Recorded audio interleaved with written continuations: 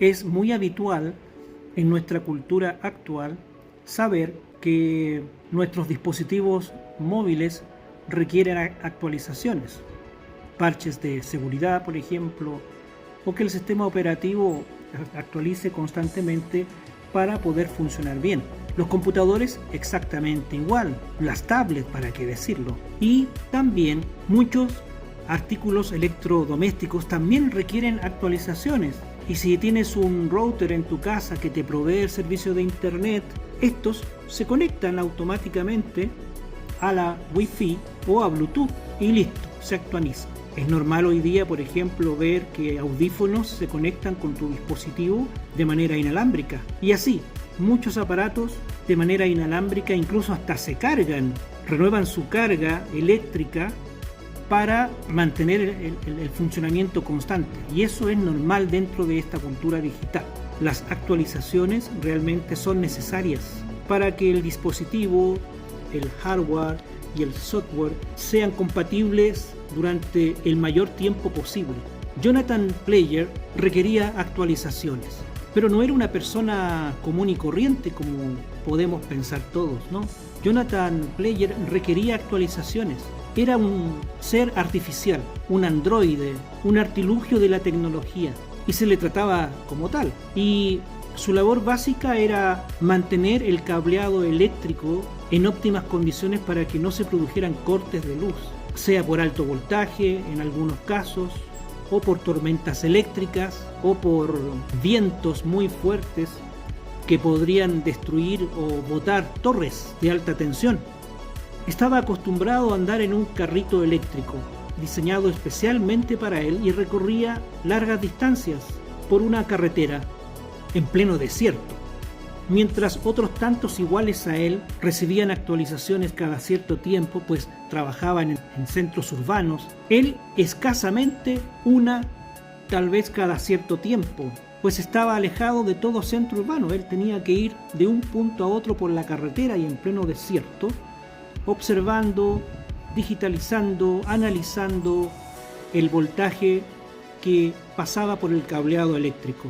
Para eso tenía un sinfín de dispositivos insertados en él, por supuesto, pero también otros vinculados al vehículo, el cual lo llevaba de un punto a otro. Anhelaba que sus actualizaciones realmente fueran significativas, mientras muchos de sus iguales ya tenían aplicaciones modernas y ciertos periféricos de ellos ya comenzaban a ser llamativos, manos casi humanas, no metálicas, igualmente pies y una vestimenta que cubría toda la circuitería, etc.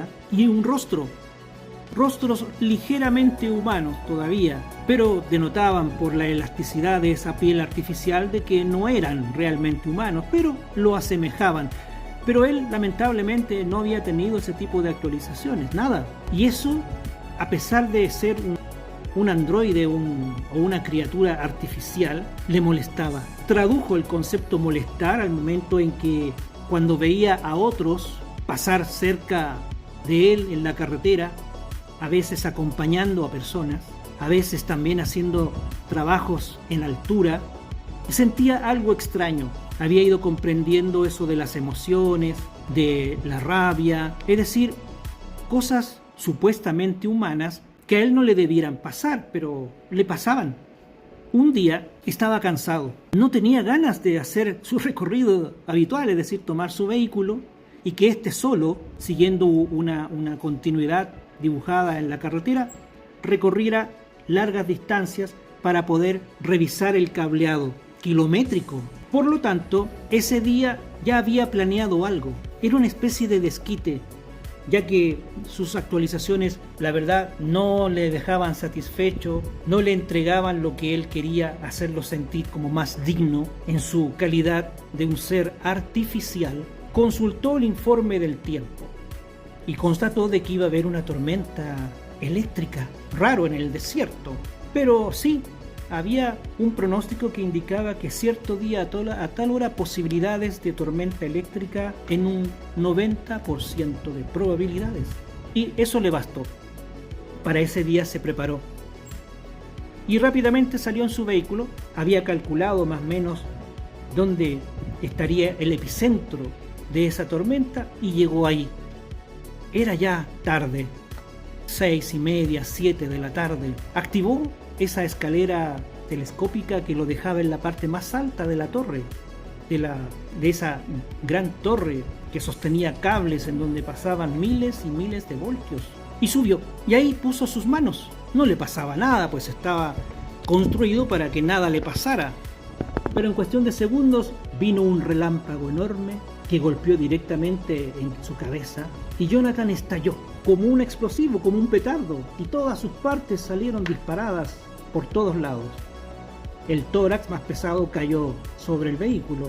Sus manos, pies rodaron por la escalera, quedaron tirados ahí en el suelo, en medio del pavimento de esa carretera.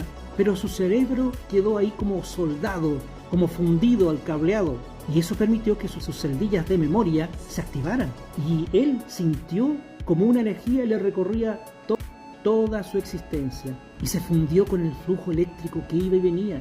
Y podía ver ese flujo ahora como un gran arco iris, azul, verde, rojo, centellas que iban y venían. Y ahí descubrió de que estaba en otro mundo.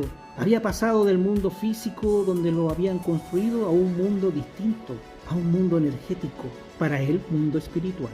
Y pudo comenzar a viajar y pudo ver qué es lo que había en los dispositivos de todos, computadores, celulares.